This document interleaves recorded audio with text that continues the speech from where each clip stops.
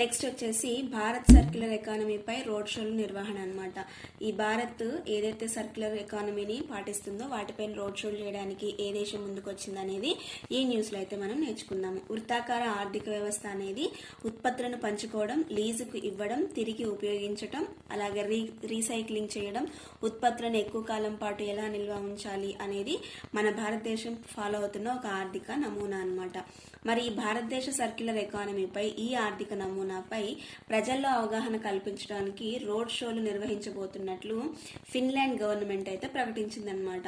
భారతదేశం ఏదైతే circular economy పాటిస్తుందో దాని మీద ప్రజల్లో అవగాహన కల్పించడానికి రోడ్ షోలు నిర్వహించనున్నట్లు ఏ దేశం ప్రకటించింది అంటే ఫిన్లాండ్ గవర్నమెంట్ అయితే ప్రకటించడం జరిగింది.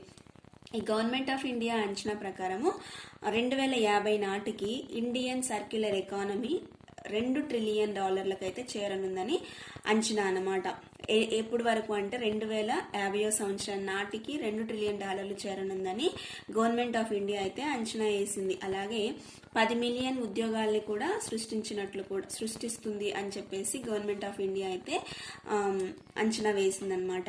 అయితే ఫిన్లాండ్ క్యాపిటల్ ఏంటి అంటే హెలెన్స్కీ, అలాగే కరెన్సీ వచ్చేసి యూరో, పిఎం వచ్చేసి పిట్రాయ్ ఓర్ఫో, అలాగే భారత్ నుండి ఫిన్లాండ్ రాయబార్ వచ్చేసి హేమంత్ హెచ్ కొట్లావర్ భారత్ నుంచి ఫిన్లాండ్ కి రాయబార్ అనమాట. భారత సర్క్యులర్ ఎకానమీపై రోడ్ షోలు నిర్వహించేది ఏ దేశము అని అంటే ఫిన్లాండ్ ప్రభుత్వం అని అయితే గుర్తుంచుకోండి. అలాగే ఫిన్లాండ్ యొక్క కరెన్సీ వచ్చేసి యూరో, క్యాపిటల్ వచ్చేసి హెలెన్స్కీ, పిఎం వచ్చేసి పిట్రాయ్ ఓర్ఫో.